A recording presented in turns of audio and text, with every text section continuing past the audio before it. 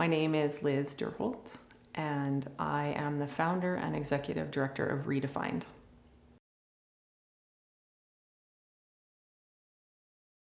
We are a co-created recovery community for young adults who have experienced trauma. So any young person who really has a barrier to succeeding in the world in any way comes to us to find a place of safety and then connect with their inner selves. That's kind of the part we're developing now, and hopefully move into the world as healed from their trauma and then find their purpose and alignment in the world. And so we run out of the Bowness Community Center, and right now we use meaningful work there in the form of a commercial kitchen. And they come and they cook food from scratch and get into a meditative space and connect with other people in the community. And it's really about being part of a recovery community of using connection and meaningful work for that process. It is a social enterprise, but as opposed to it being a profit-driven social enterprise, the idea really is to use work as a therapeutic tool. So profit is kind of a side benefit of having that happen. And so every work type project that we take on, the idea is that it is really hands-on and creative and innovative and has an element of giving back, and it has to kind of have these core elements of how we can use it as a therapeutic tool. Mm-hmm. So for example, to go sweep the parking lot or just mow lawns or something like that, it doesn't do the therapeutic piece that we look for in the type of work that we take on with them. So it is really that creativity, hands-on mastery type thing that allows them to come out of their stress response and really find a meditative space without having to do a lot of mindfulness. It's kind of mindfulness by practice. So they're in a very therapeutic environment, but they don't necessarily know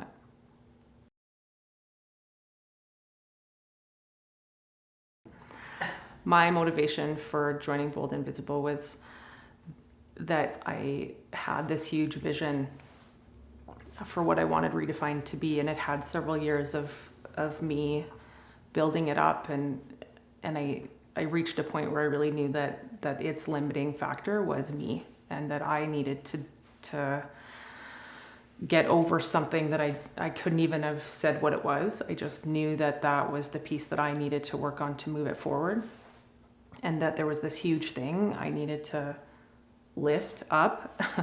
And I just knew that in that moment I wasn't strong enough to do it. There was something that was holding me back, and I didn't know what it was.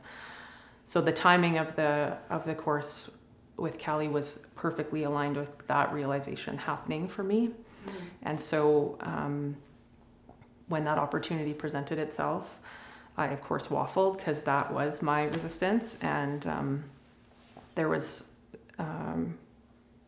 and then it showed up again, and I really trusted that it's where I needed to be and what I needed to do, and it absolutely just was the thing that I needed to do. And because so much of that limiting belief pattern was somewhere that I couldn't see it, I couldn't see it. So that was the motivator to come, even though I didn't really know what it was that I was trying to get past.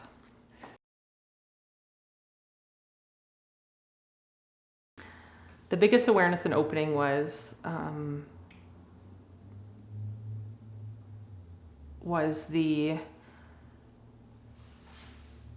strong desire I had to stay small and to stay hidden in it. And when that started to unfold, that was the limiting belief pattern that was around a lot of stuff, then a lot of awareness came to what I had been manifesting in myself. So to do the work, but not take credit for what I put into it, or to, when it came time to talk about what I really wanted it to be, that was actually too scary. I was afraid to be judged for how kind of out there it was. My lack of credential to do it. So there was all these ways that I had been not okay with owning it. And so I kept not expressing it, or I'd say it and someone would say well, that's, that's really big. that's kind of a crazy idea. And I would believe that thing. And so I was constantly finding a way to give the credit to other people, or to, let my young people do the speaking, and I wouldn't do it, right? And all the time thinking, believing that I was empowering them to speak, but really I was disempowering myself to own it. And so for me, the biggest realization was just that was happening, and what I was replaying to myself. And then really a huge part of it was to go through this somatic process of realizing that a lot of that block I didn't even have to let go logically. Like it was really quite beautiful to let it go in my body, and to transform in this way that I didn't really know was possible.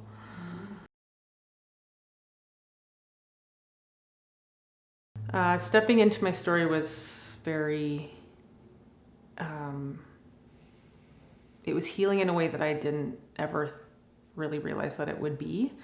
So to write it first, when I first started even putting it on paper, my life before to me had felt very disorganized. It had felt like I was in oil and gas, and then I was living in Africa, and I was volunteering, and I was doing all these things, and I felt really lost. Like, if I had to describe myself, I would have said previously that I was just really lost and didn't know where I was going, and was figuring stuff out, and didn't like that and didn't like this, and so it felt really disorganized to me.